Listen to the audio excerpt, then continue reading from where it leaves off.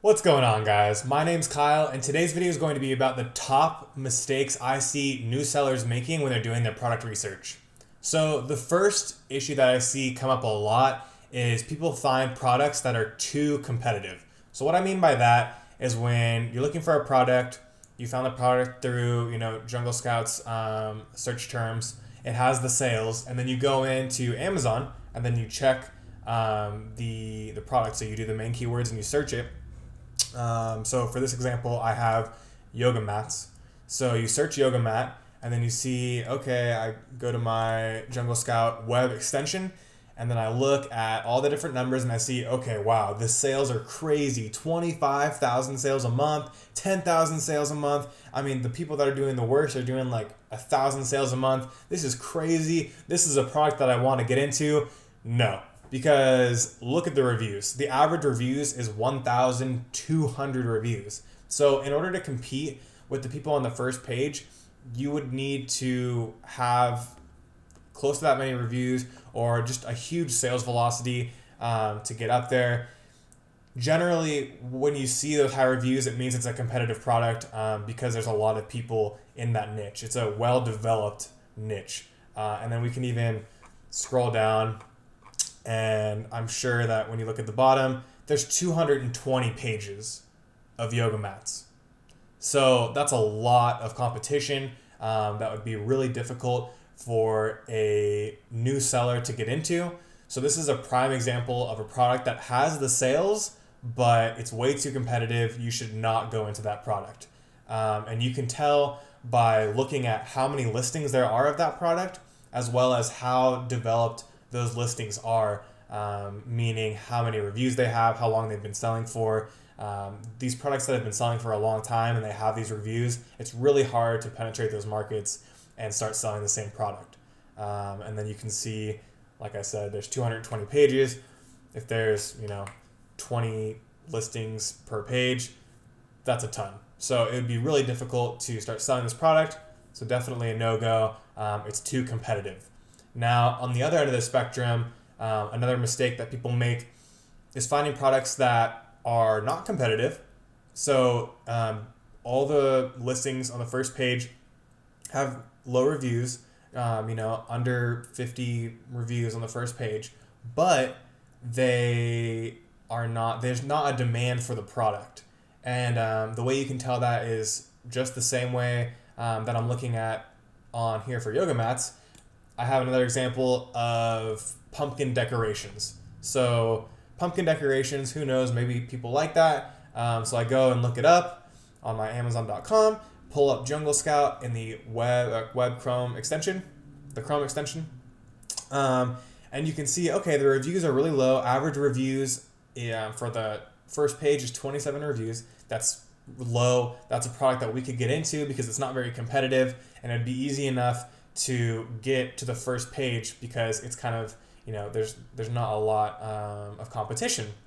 But when you look at these different products, we see that they're all selling super low, under 5 sales a day. I mean, the best one here is doing 30 sales a day. So pumpkin decorations, definitely a no-go. Now, obviously, this is a seasonal product and we're in the middle of winter right now or at the end of winter. Maybe during, October, this may be a better product, but right now, obviously, really bad. There's no sales, and so that's really probably one of the more important things is that you can get sales on your products. I mean, I would rather have a more competitive niche with high sales than a less competitive niche with low sales because you're capping yourself out too early. I mean, who's to say that you can't compete with some of these higher end listings that have 200 reviews? If you can get up there with those guys and then your overall sales capacity is way higher because just in general in the world there's more people wanting that product. So you would be better off finding a product that has a little bit more competition but really high sales because it's easier to take a slice of that and still make it profitable versus being the number one pumpkin decoration seller but then 2 people a month are buying it. Like that, you're going to make no money. So definitely a huge, probably the most important thing when you're doing product research, there has to be a good demand for that product. Another issue that I see with people trying to do their product research and finding a good product to start selling on Amazon is finding products that have there's no profitability with the product. So a great example of this, not so much when they first came out, but now fidget spinners have a really low profit margin. And what I mean by that is that when you are selling it on Amazon, so I have it pulled up right here, fidget spinners, the first page, the average price is $7.50. Okay, so generally, you're not going to be making a good profit margin if it's under $10. Just because not only do you have to pay for all of your units for shipping to get to the US, but on top of that, you have to pay Amazon their baseline fees. And so that's at least going to be a few dollars, plus the shipping, plus the cost of the actual product. So I guarantee, I mean, you look at here, I mean, the guy that's selling at $10, he's probably making a couple bucks per product, but per unit that he's selling. But like these guys that are selling in the sixes, I mean, they're just getting rid of inventory at this point. Maybe they have small margins of like $1, but that's rough. I mean, it's really tight. And then especially if you're a new seller, you don't want that narrow of margins because there's always unexpected costs. If you're struggling to get to the first page, you have to pay for more advertising, or just maybe you forget to anticipate certain costs. I have another video on my channel that I talk about unexpected costs, so you have an idea of what those issues that might come up for you are. But it's always better to have a bigger margin. I mean, if you can get 30 to 50% markup on your products after all your costs, that's great. So if he was selling for $20, I mean, that would be crazy. Then he would be making $10 a product, but right now he's probably just barely breaking even with his product. So that's a huge one, making sure that when you are selling, you can be profitable selling that specific product.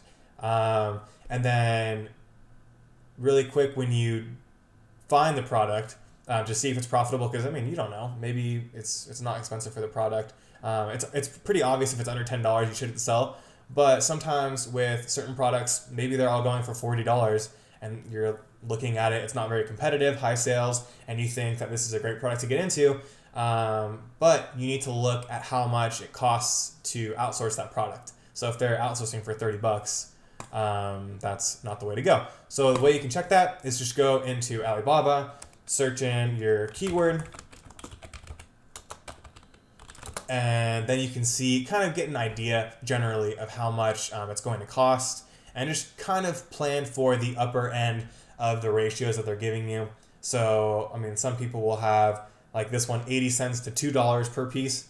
Assume it's going to be close to $2 for your order, just because when you're first starting out, the amount that you're having in your order is going to be lower. So you're not going to be ordering, 5,000 units of a certain product. You're going to be keeping it on the low end because you're really just testing out the product to see if it's working, along with the fact that you probably don't have the capital to, drop $20,000 on $5,000 in fidget spinners. So, or 5,000 units of fidget spinners. So that's a quick way just to check to see how expensive it's going to be. And then, you would have to tack on shipping on top of that. You could send out contact a couple of suppliers just to see how much shipping would cost. But, after you get doing it for a while, you can kind of have an estimate in your head of how much it's going to cost you to ship certain things to the US. These fidget spinners probably cost maybe $2 a unit to ship to the United States per unit. So let's say you get it for $2, that's $4 right there. If we go back, I mean, our baseline is $4 before Amazon fees, and we already, like, half of these products are already negative, right? So that's a huge problem. And then on top of that, your Amazon fees and whatever else. So that's something to be aware of, just to see if it's going to be a profitable product for you when you inevitably do start selling the product. Now, another huge issue that I see that happened with the fidget spinners as well is making sure that the product is not a trend. So basically what I mean by that, and as you're probably aware of, fidget spinners was a huge trend, in the US and around the world, but it only lasted for a short amount of time. So if you were selling during that really hype time, people were making, tens, hundreds of thousands of dollars by selling these because everyone wanted to get their hands on them. But now, if you look around, nobody really cares anymore, right? So a good way to, have a set in stone or an analytical approach to that, instead of just looking around and seeing if people are interested, you can go to Google Trends. So as you can see here in Google Trends, there was a huge uptick in the beginning of 2017, and you can follow this, and then around the beginning of May, it peaked in demand or Google searches. So kind of comparable to the demand of products. So as you can see, it had this huge peak, this is like a perfect example of a huge trending product, and then you can start to see it go down. So if it's not going up, and it's starting to go down like this, you do not want to buy that product. If it's kind of consistently up and down, that's fine. Or if it's just, a flat line, that's also fine. If you see that there's big humps like this every year, then it's probably a seasonal product. So like winter gloves probably.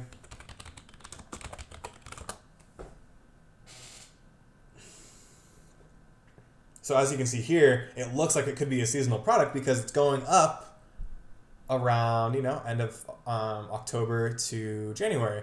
But then if we look at, 2004 to present, it's super obvious this is a seasonal product because you can see every winter it's going up. There's all these different upticks, right? So it's not to say that you shouldn't sell this type of product, but you shouldn't buy inventory for seasonal products when it's on its way out, right? So if you're buying a bunch of winter gloves and it's February, that's not a good move because no one's going to want that for like 7 months, right? But if you are buying winter gloves in, September, that'd be great because then you'll for sure be able to get rid of that inventory by that time because it's in season. So people are looking for that. The demand goes way up in the winter.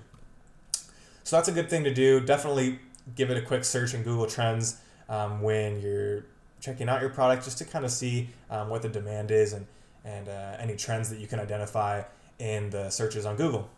Another mistake I see with new sellers is that they don't watch the market. So what that means is you find a product, you see that it has, high demand, low competition. You can get it for an affordable rate and make a profit off of it by selling it on Amazon, but they didn't monitor the niche. And what I mean by that is not just getting a glimpse of the niche on one day and then making your order. That's kind of sketchy to say the least, just because when you're getting a glimpse, there could just be a random anomaly on that day to where there is really high demand, just randomly, right?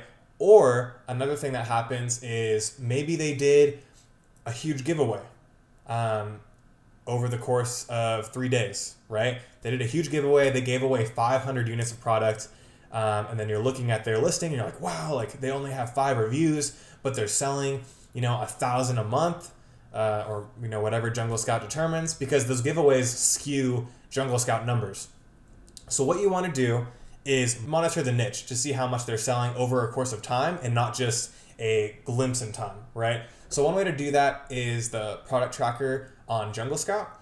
So what we have here is I just have, some random products. I had anglizers in here for another case study I was doing, but what you can see is you can look at maybe all 3 of these were selling 400 a month, right? 400 units a month. It looked like a great product to sell, but and I can get it for a reasonable price and it's profitable. It's not competitive, but I want to make sure that that's a consistent selling amount and not just an anomaly because of giveaways or whatever else. So I threw them in here. And I'm looking and I say, okay, this one is not selling any. That's a red flag. That means that they probably did a huge giveaway and then they're not selling any anymore. So it's 0. This one is selling 25 a day, which is high. And then this one's selling 3 a day. So out of the 3 that were doing well, only one actually is doing well. So that's a red flag for the niche, because that's very unpredictable. And if you see that a lot of people are doing poorly, but only like one person's doing well, that can be a red flag. I mean, now maybe their listings are poor, or maybe they ran out of inventory, but it raises red flags, and it means that you need to do more research into that specific product, so that you don't end up like the sellers that aren't selling any of their products. So the last one, probably one of the bigger problems that new sellers have when they're doing their product research, is that they don't understand patented products. So the easiest way to do this is by searching the product that you have in Google Patents as a quick check. So for an example, I have pulled up baby faucet extenders. It's a product that extends the sink faucet so that little kids can reach the sink because their arms aren't long enough to get to the actual faucet. So I looked it up in Amazon. I bring up my Chrome extension for Jungle Scout, and then I look at the sales. I'm like, okay, it's pretty good sales. They're all, on average, it looks like they're all selling, reasonably well, at least 300 a month, on average 440. And then reviews, there's a couple, like 3 with high reviews, but the rest of them are low. So this is actually a great product that would, besides the price point, if the price point was higher, it would be better. But in general, it's pretty good numbers. But after checking all those different things, you need to go into Google Patents and do a search. So I already did a search, and the first 2 that come up are extenders for sinks, or a faucet extender. And as you can see, all I did, faucet extender for kids. Could have just done faucet extender probably, and it would have come up. And basically, if it comes up on here, that means you cannot sell the product unless it's an expired patent. So what that means is we're looking through here, and I can see, okay, this looks just like what I was looking at on Amazon that I was thinking of outsourcing. It's that extra funnel that comes off. So if it's similar, it's best to not sell the product. So I'm looking, it says they filed in 2012. That's really recent. So most likely it's still, I don't know exactly how long they last for, but it's a bit of time. So it's probably still under patent. And then you can go and click on it. And then there's this little box that comes up, and you can look at the status. And as we can see, they're all active patents. So that means that this is in fact a patented product. And you may say, okay, well, why would I even need to look for patents? All of these people are selling faucet extenders. So there's a couple different reasons why they could be selling. The first is that they were given permission by the patent owner. So maybe they're paying the patent owner 10% of their sales to sell on Amazon. But the more common one is that they just haven't been caught and removed yet. So Amazon doesn't go out looking for patented products to remove from their website. They wait for someone to complain, essentially. So what happens is the owner might wait for them to make sales, or the owner might just come through and then close everyone's listings down every once in a while. But what they could do is that they see that you're selling online their product that is patented, and they could come around and sue you for the profits that you made using their design without their consent. So that could be a huge headache. Legal fees, you're going to lose all the money you made and more in fines from selling a patented product. So it's definitely worth your time to double check on all products that you're selling. Even if everyone else is selling the same product, it's really important to go and check on Google Patents. At least do that and check for yourself. You could always pay a patent lawyer to for sure establish that it is not patented. But usually Google Patents does a pretty good job of bringing things up. But the 100% way would be to contact a patent lawyer. But that's definitely huge. Do not miss that, because that would be horrible if you're selling a product and you're getting all stoked because your first product's all great, and then you realize it's patented and you get screwed over essentially by the patent holder. So those were all the ways that I've seen online that people are making those huge mistakes when they're doing product research, whether they've been selling for a while or they're new to Amazon FBA. Hope you guys enjoyed the video. I'll be coming out with more videos similar to this in the future. Make sure to subscribe for those, and I'll see you guys in the next one.